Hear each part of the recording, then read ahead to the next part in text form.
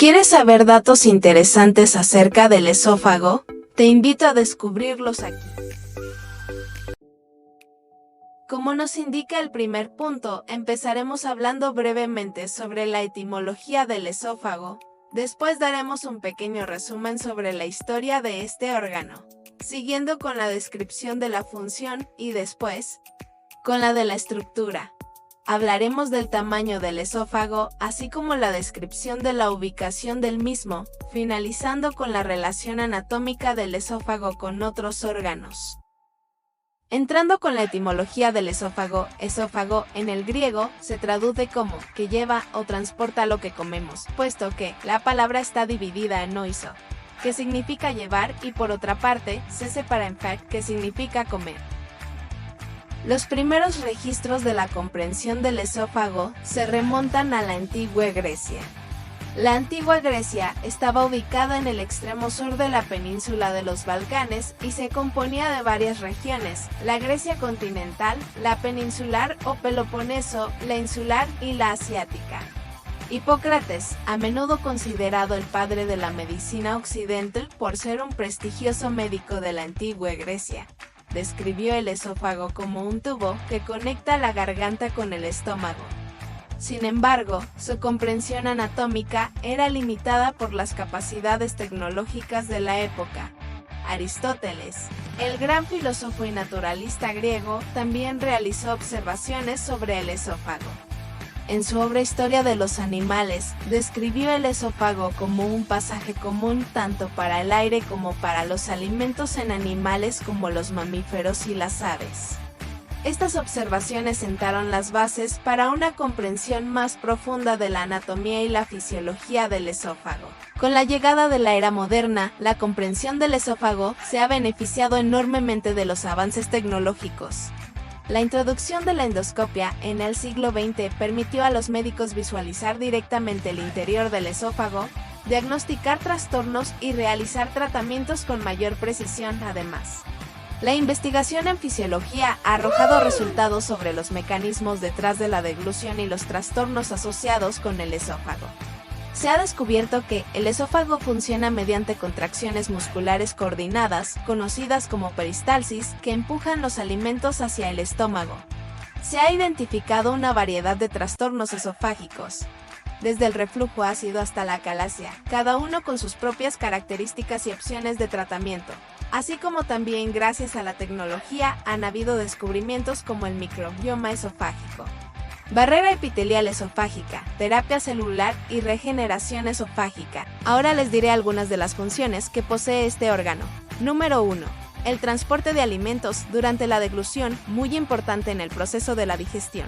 En segundo lugar, la prevención del reflujo, ya que el esófago actúa como una válvula. Y además, esta función evita muchas patologías. En tercer lugar, también tenemos que el esófago hace posible la protección de los pulmones gracias a que el esófago mantiene el ácido en el estómago. Y por último, en cuarto lugar tenemos que el esófago también facilita la alimentación. Pasando a explicar la estructura, tenemos que el esófago se va a dividir en esófago cervical, torácico y abdominal. Empezando tenemos al esófago cervical, que va desde el cartílago cricoides hasta la horquilla del esternón. En la imagen podemos observar la porción cervical marcada con verde y su nombre lo recibe debido a su ubicación. Más inferior tenemos el esófago torácico, que va desde la horquilla del esternón hasta el diafragma, es decir, la porción señalada de verde. En esta imagen no podemos ver el esternón, ya que se encuentra delante del esófago y fue quitado para una mayor vista. Y por último, en esta división tenemos el esófago abdominal, que va desde el diafragma hasta el estómago, señalado inferiormente por la flecha. Como pueden ver, el esófago es un tubo muy largo que abarca desde el cuello hasta el abdomen, conectando con el estómago. Además, el esófago presenta dos esfínteres.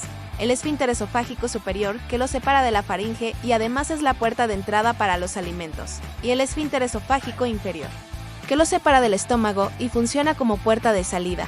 Estos esfínteres se encuentran en cada extremo del esófago. Seguimos explicando la estructura del esófago pasando a su pared. Aquí tenemos que lo conforman ciertas capas, empezando por la capa mucosa. Esta es la capa que recubre el esófago internamente, es decir, la más profunda de todas. Está formada por un epitelio escamoso de tipo estratificado no queratinizado y por tejido conectivo laxo.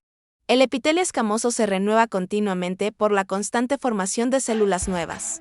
La capa mucosa está recubierta por una fina capa de moco o mucas que facilita el paso del bolo alimenticio hacia el estómago. En la imagen, la podemos observar de un color rosado característico de su ubicación interna. También observamos una especie de elevaciones externas a la capa que ayudan a movilizar el bolo alimenticio. Ahora explicaremos la capa submucosa que se encuentra entre la mucosa, a la que está firmemente adherida, y la muscular, a la que está unida de manera más débil. Está constituida por tejido conectivo denso. En la capa submucosa encontramos las glándulas esofágicas y son encargadas de la producción de moco.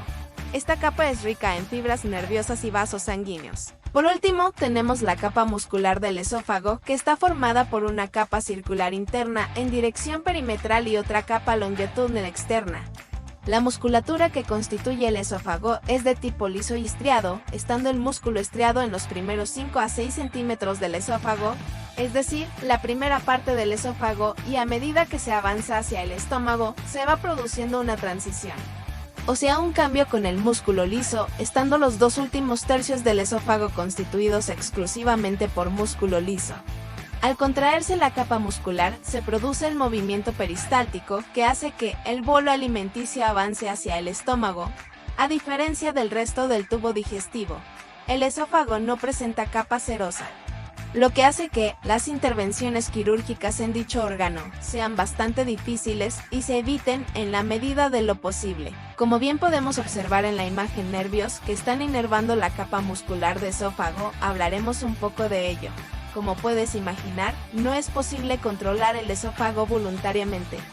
Este órgano, como muchos otros del tubo digestivo, está bajo control del sistema nervioso autónomo.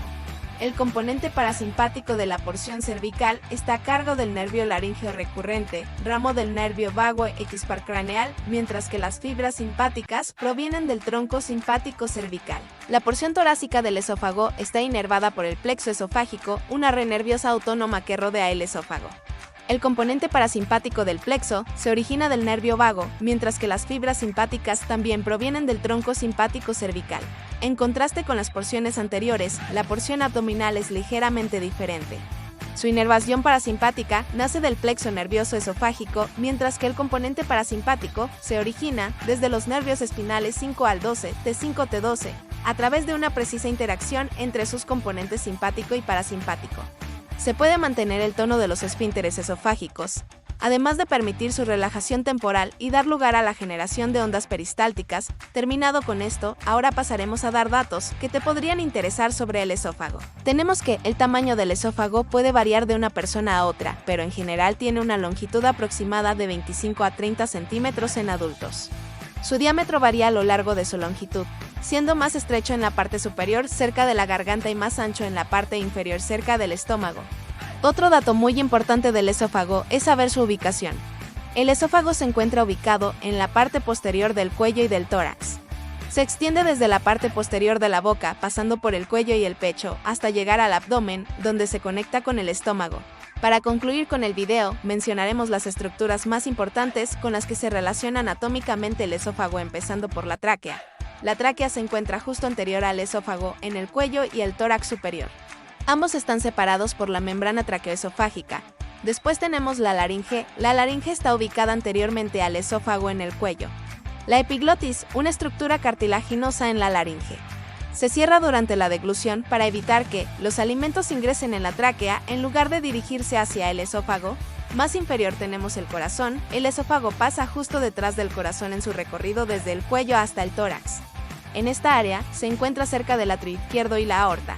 Siguiendo en la región torácica, otro órgano son los pulmones. En la región torácica, el esófago se encuentra entre los dos pulmones. Ahora más inferior tenemos al estómago. El esófago termina su recorrido en el cardias, que es la entrada superior del estómago. Aquí, el esfínter esofágico inferior controla el paso de los alimentos del esófago al estómago. Por último, tenemos el diafragma. El esófago pasa a través del hiato esofágico del diafragma en su transición hacia el estómago. Esta apertura en el diafragma permite el paso del esófago al abdomen desde el tórax. Estas relaciones anatómicas son importantes en cirugía y en el diagnóstico y tratamiento de trastornos esofágicos y de órganos adyacentes. Con eso concluimos este vídeo, espero les haya gustado y les sirva. Si les gusta, por favor denle like. Muchas gracias por su atención.